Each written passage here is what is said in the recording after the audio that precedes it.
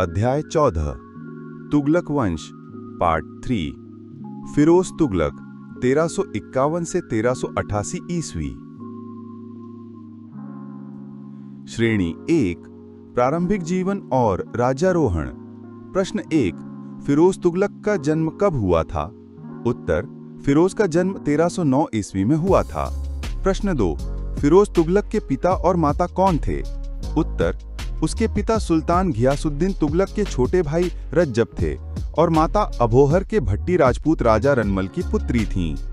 प्रश्न 3 फिरोज की माता का विवाह किस परिस्थिति में हुआ था? उत्तर ये विवाह बलपूर्वक किया गया था। गाजी मलिक यानी घियासुद्दीन तुगलक ने राजा रनमल पर दबाव डालकर ये विवाह करवाया था। प्रश्न 4 मोहम्मद बिन तुगलक का फिरोज से कैसा संबंध था? उत्तर मोहम्मद तुगलक को अपने चचेरे भाई फिरोज से प्रेम था और वो उसे अपना उत्तराधिकारी बनाना चाहता था। प्रश्न 5 फिरोज तुगलक का राज्यारोहण कब और कहां हुआ? उत्तर उसका राज्यारोहण 23 मार्च 1351 ईस्वी को थट्टा के निकट शाही खेमे में हुआ। प्रश्न 6 मोहम्मद तुगलक की मृत्यु के बाद अमीरों ने फिरोज को सुल्तान क्यों चुना?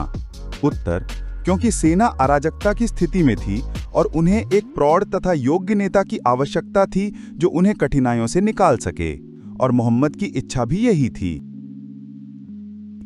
प्रश्न 7 फिरोज ने प्रारंभ में सुल्तान बनने का प्रस्ताव क्यों अस्वीकार कर दिया था? उत्तर क्योंकि वो एकांत प्रिय तथा धार्मिक प्रवृत्ति का था। प्रश्न 8 फिरोज के राज्यारोहण का विरोध किसने और कैसे किया? उत्तर दिल्ली में स्वर्गीय सुल्तान के नायब ख्वाजा जहां ने एक लड़के को मोहम्मद तुगलक का पुत्र घोषित करके उसे सिंहासन पर बिठा दिया था।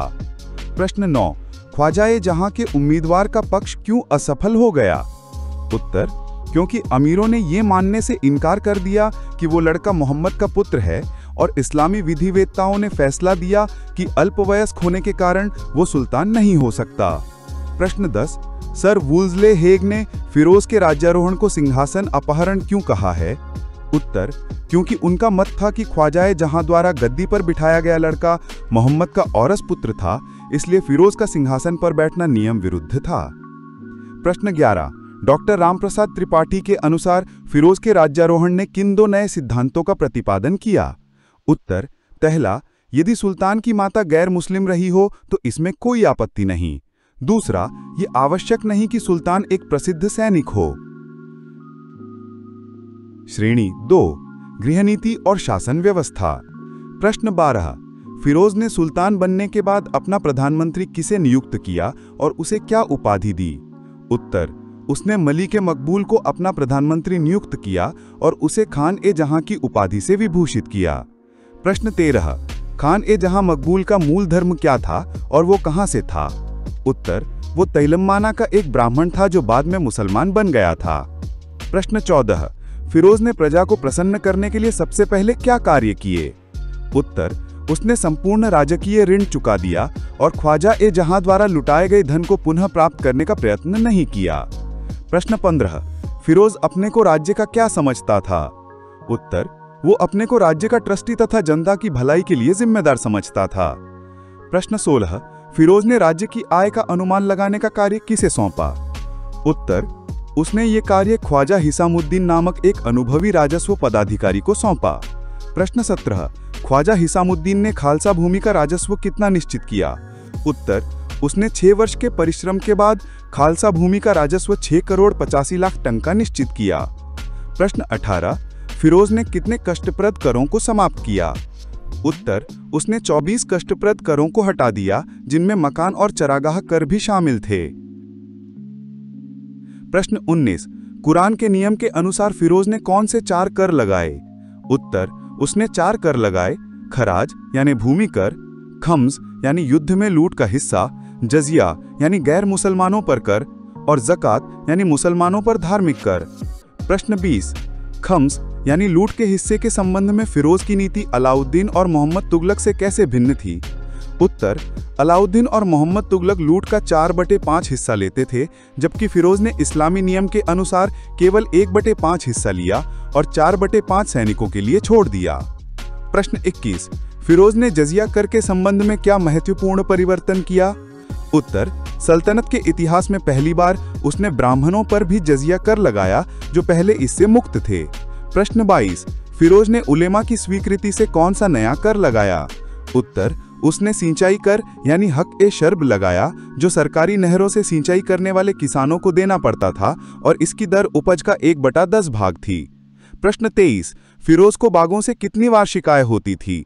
उत्तर, उसने दिल्ली के आसपास 1200 बाग लगवाए जिनसे 1,80,000 टंका की वार्षिक आय होती थी। प्रश्न 24, फिरोज की राजस्व नीति में 3 मुख्य दोष क्या थे? उत्तर, पहला, भूमि को ठेके पर देने की प्रथा का विस्तार, दूसरा, जागीरदारी प्रथा को बढ़ावा देना और तीसरा, जजिया कर का विस्तार और कठोरता से वसूली। श्रेणी 3, सार्वजनिक निर्माण, न्याय और परोपकार। प्रश्न 25, फिरोज ने कृषि को बढ़ावा देने के लिए किन प्रमुख नहरों का निर्माण कराया? उत्तर, उसने 5 नहरें खुदवाईं जिनमें सबसे महत्वपूर्ण यमुना से हिसार तक जाने वाली 150 मील लंबी नहर और सतलज से घग्गर तक जाने वाली 96 मील लंबी नहर थी। प्रश्न 26, फिरोज द्वारा स्थापित किए गए कुछ महत्वपूर्ण नगर कौन से हैं? उत्तर, फिरोजाबाद, फतेहाबाद, हिसार, जौनपुर और फिरोजपुर। प्रश्न 27, फिरोज ने अशोक के 2 स्तंभों को कहां से दिल्ली स्थानांतरित करवाया? उत्तर, एक खिजराबाद से और दूसरा मेरठ के निकट से। प्रश्न 28, फिरोज की न्याय व्यवस्था किस कानून पर आधारित थी? उत्तर, उसकी न्याय व्यवस्था इस्लामी कानूनों पर आधारित थी। प्रश्न 29, न्याय प्रणाली में फिरोज ने क्या महत्वपूर्ण सुधार किया? उत्तर, उसने सच्चाई मालूम करने के लिए प्रचलित शारीरिक यातनाओं की प्रथा को समाप्त कर दिया। प्रश्न 30, बेरोजगारों को काम देने के लिए फिरोज ने किस दफ्तर की स्थापना की? उत्तर, उसने एक रोजगार दफ्तर यानी दफ्तर ए रोजगार कायम किया। प्रश्न 31, दीवान ए खैरात क्या था? उत्तर, ये एक दानशाला थी जो मुसलमान लड़कियों के विवाह तथा विधवाओं और अनाथों को आर्थिक सहायता देती थी। प्रश्न 32, दार उल शफा क्या था? उत्तर, ये फिरोज द्वारा स्थापित एक खैराती अस्पताल था जहां रोगियों को मुफ्त औषधि और भोजन मिलता था। श्रेणी 4, विद्या, धार्मिक नीति और दास प्रथा। प्रश्न 33, फिरोज को इतिहास में विशेष प्रेम था, इसके क्या प्रमाण हैं?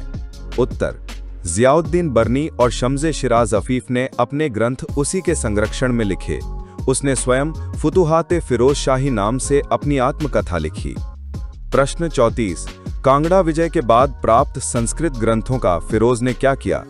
उत्तर, उसने कुछ महत्वपूर्ण संस्कृत ग्रंथों का फारसी में अनुवाद कराया, जिनमें से एक का नाम दलायल फिरोज शाही रखा गया। प्रश्न 35, फिरोज की धार्मिक नीति कैसी थी? उत्तर, वह एक कट्टर सुन्नी मुसलमान था। उसकी नीति इस्लाम का पोषण करना तथा हिंदू धर्म का दमन और मूर्ति पूजा का नाश करना था। प्रश्न 36, फिरोज ने हिंदुओं को इस्लाम स्वीकार करने के लिए कैसे प्रोत्साहित किया? उसने जजिया से मुक्ति, जागीरें, नकद धन, उपाधियां, सम्मान तथा राजकीय नौकरियां देकर धर्म परिवर्तन को प्रोत्साहन दिया। प्रश्न 37, शिया तथा अन्य गैर सुन्नी मुसलमानों के प्रति उसका व्यवहार कैसा था?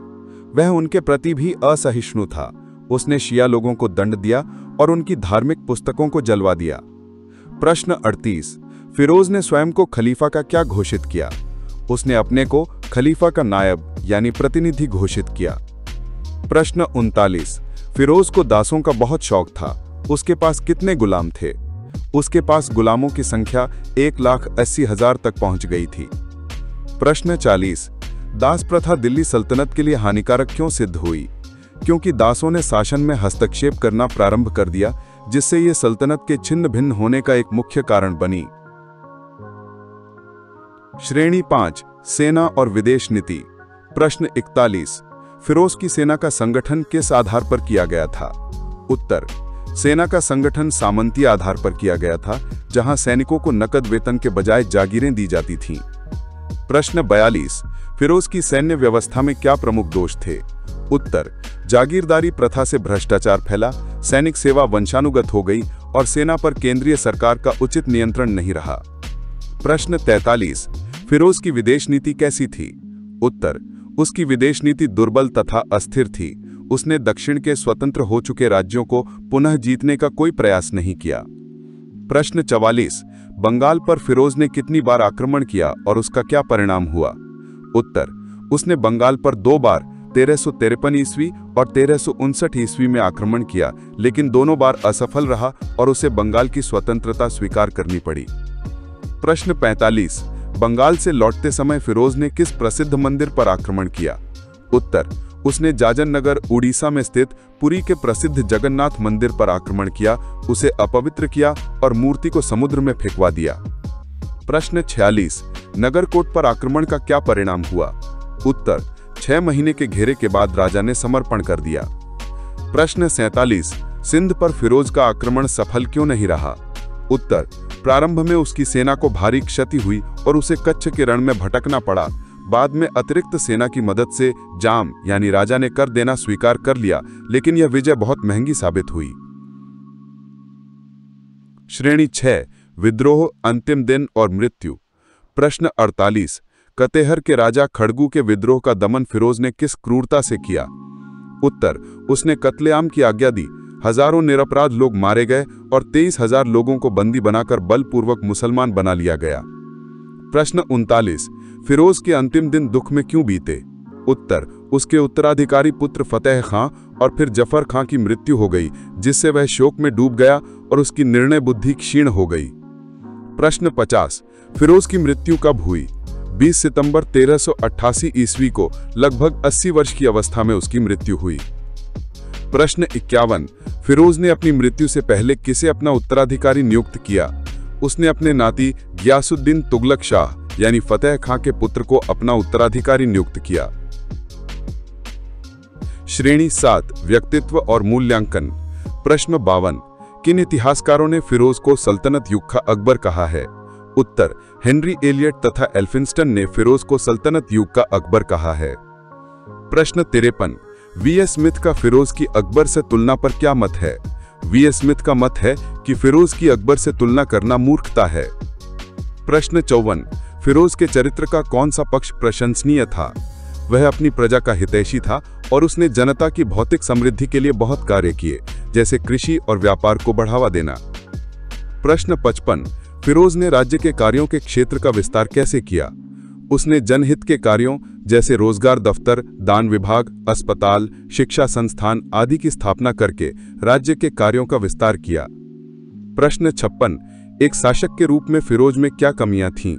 उसमें सैनिक प्रतिभा का अभाव था, उसकी उदारता अक्सर विवेक की सीमा लांघ जाती थी, उसकी धार्मिक नीति असहिष्णु थी और दास प्रथा को बढ़ावा देना हानिकारक सिद्ध हुआ।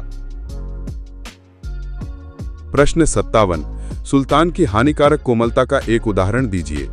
उत्तर, एक बार सुल्तान ने एक सिपाही को रिश्वत देने के लिए एक सोने का टंका दिया ताकि क्लर्क उसके अस्वस्थ घोड़े को पास कर दे।